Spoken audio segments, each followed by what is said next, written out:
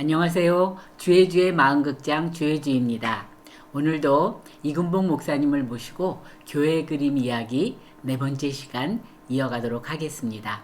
안녕하세요, 목사님. 안녕하세요. 네, 추석 명절 어떻게 잘 지내셨나요? 잘 지냈습니다. 덕분에. 네, 오늘도 이렇게 나와주셔서 감사드리며 오늘 우리에게 들려주실 교회는 금산교회라고 하던데 이 금산교회는 어디에 있으며 또 어떤 교회인지 좀 부탁드리겠습니다. 전북 금산에 있는데요. 금산은 이제 대전 밑에 있는 지역입니다.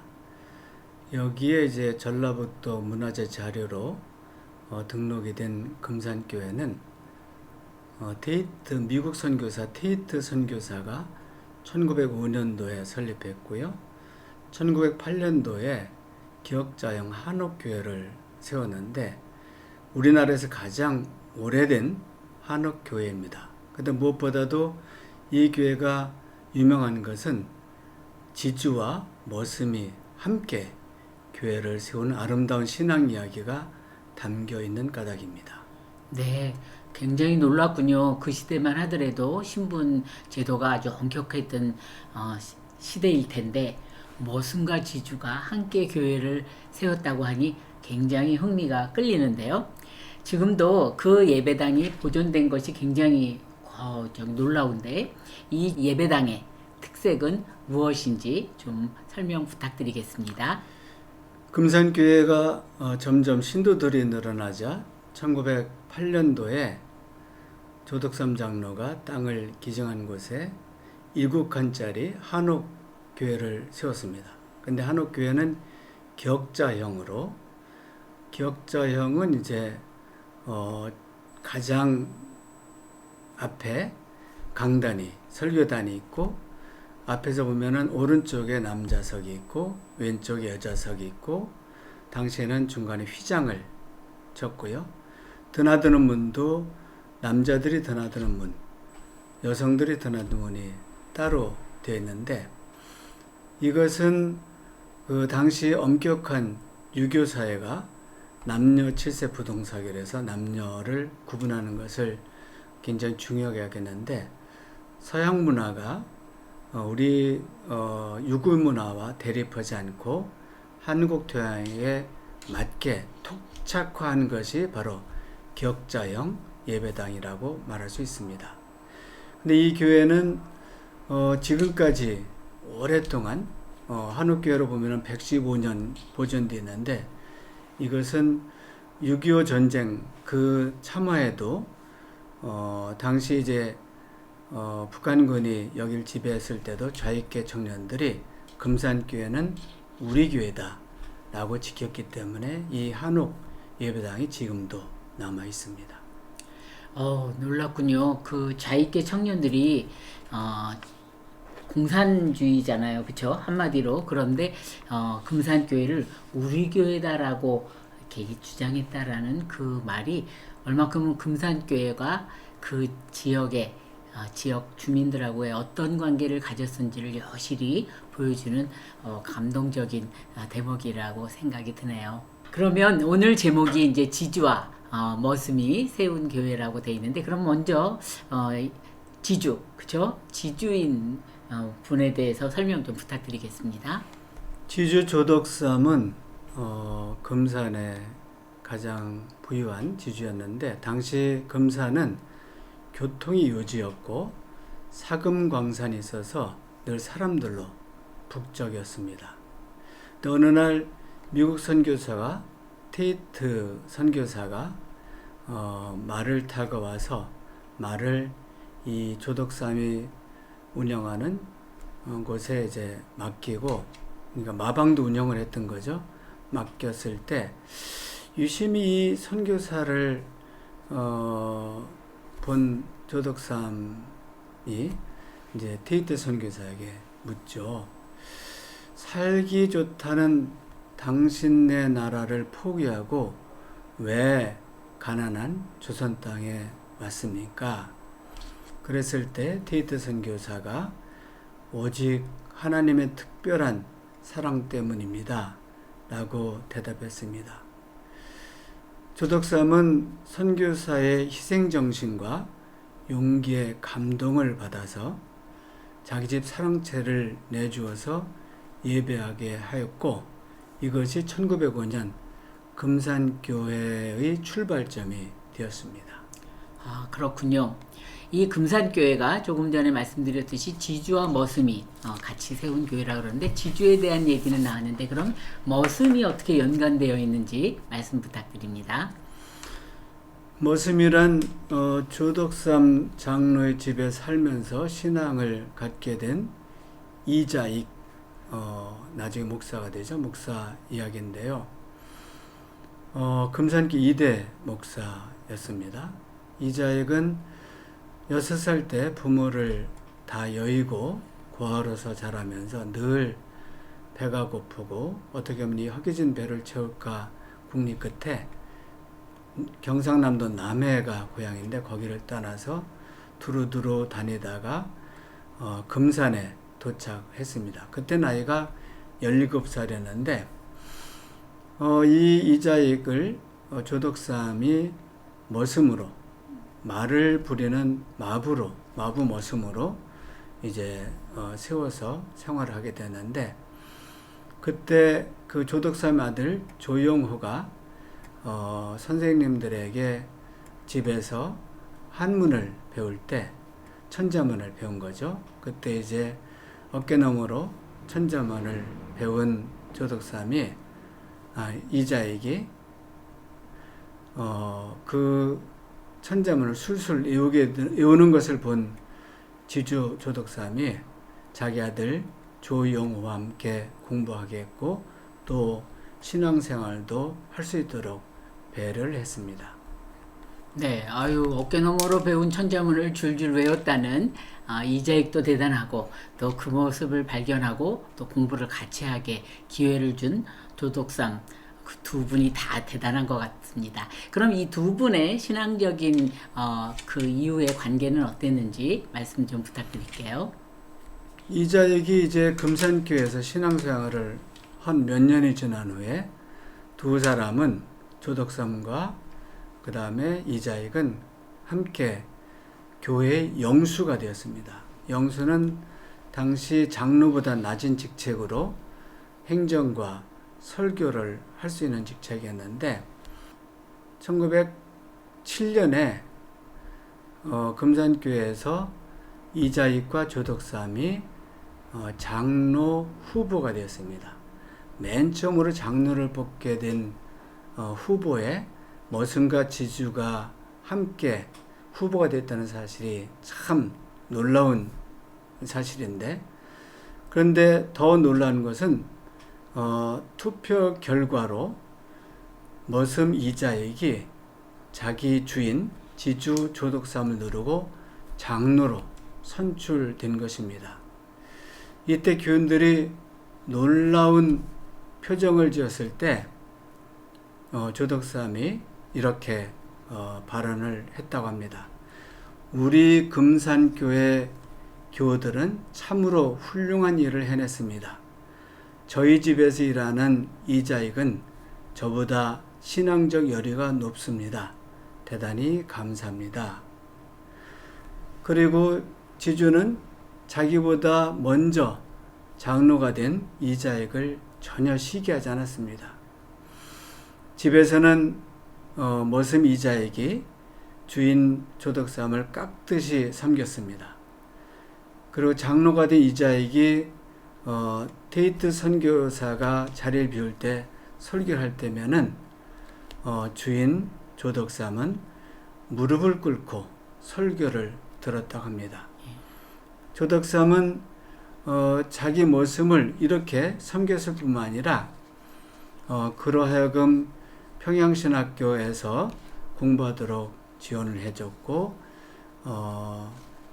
가족들 학비를 냈을 뿐만 아니라 가족들 생활비까지도 전부 다 지원을 했다고 합니다. 참으로 아름다운 이야기인데 3년 후에 조덕삼은 이제 금산교회 장로가 됩니다. 그렇군요. 참 들을수록 굉장히 그릇이 큰 놀라운 분이다 이런 생각이 드는데, 그 이후에 조덕삼 장로의 집안, 이후의 생활에 대해서 또 이후의 역사에 대해서 한번 좀 말씀 부탁드리겠습니다. 조덕삼은 1906년도에 사비를 들여서 유광학교라는 청년들의 민족교육을 하는 학교를 세웠습니다. 근데 아깝게도 조덕삼 장로가 1919년 52세 젊은 나이로 세상을 떠나자 그 아들 조영호가 유광학교 교장이 되었습니다.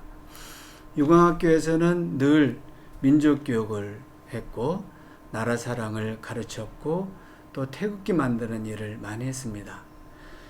이장희 목사는 늘 설교에서 민족의식을 고취하는 말씀을 전했고 그 영향으로 금산교회 교인들과 유광학교 학생들은 1919년 3.1운동 시절에 만세운동에 적극 참여를 했습니다. 이로 인해서 조영호 유광학교 교장은 일제경찰로부터 많은 고초를 겪었고 마침내 금산을 떠나서 북간도에 가서 독립운동에 가담하게 되었습니다.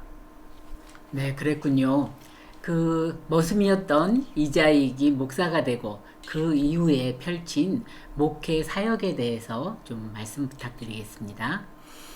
이자익 목사가 이제 평양신학교에서 공부를 할 때 가끔 교실에서 폭소가 쏟아졌는데 우리말의 서툰 선교사가 이자익을 이자식이라고 발음을 했기 때문입니다.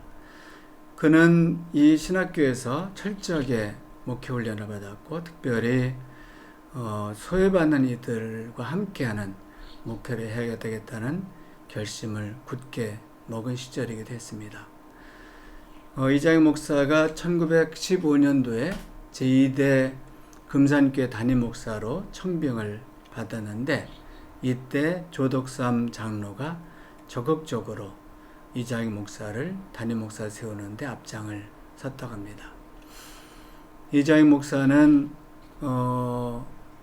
일제시대 특별히 1938년도에 장로교가 신사참배를 결의를 하자 일제 세력에 빌붙는 목사들을 떠나서 아주 조용하게 목회만 전념을 했고 거의 운동하시다시피 그렇게 살았고 해방 후에 한국교회 재건운동에 나섰습니다.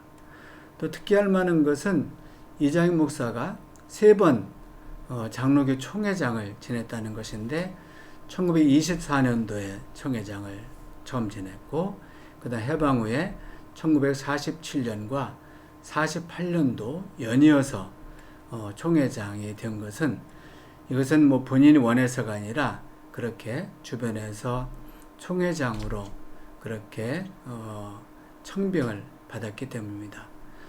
3번이나 총회장 것은 아마 역사적으로 유례가 없을 일인데 요즘하고는 전혀 딴판입니다. 요즘은 너도 나도 총회장 하겠다고 파벌을 만들고 돈을 쓰고 명예욕을 내세우고 명예욕에 사로잡혀 그런 일들을 벌이는데 그만큼 이장익 목사가 3번이나 총회장인 것은 아주 존경받는 신앙인 목사였기 때문에 그렇게 되었습니다.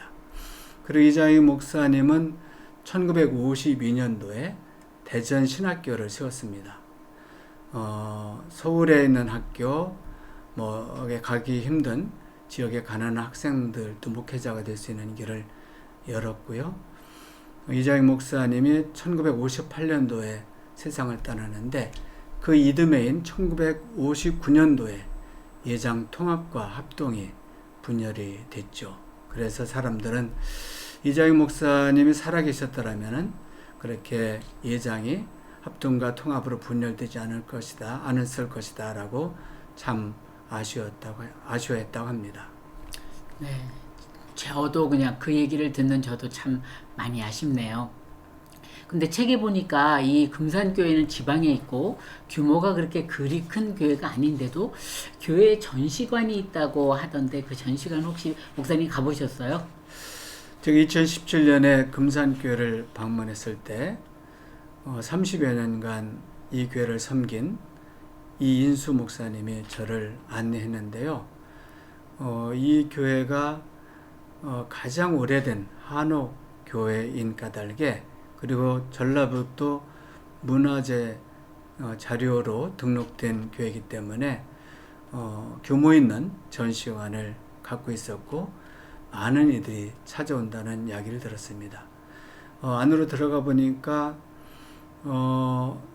유물과 많은 문서들이 있었고, 또 모형들도 이렇게 예배드리는 모형, 이런 만세시하는 모형들, 이런 모형들도 있었는데, 특히 제가 감동을 받은 것은 오래된 110년 된 풍금이었습니다.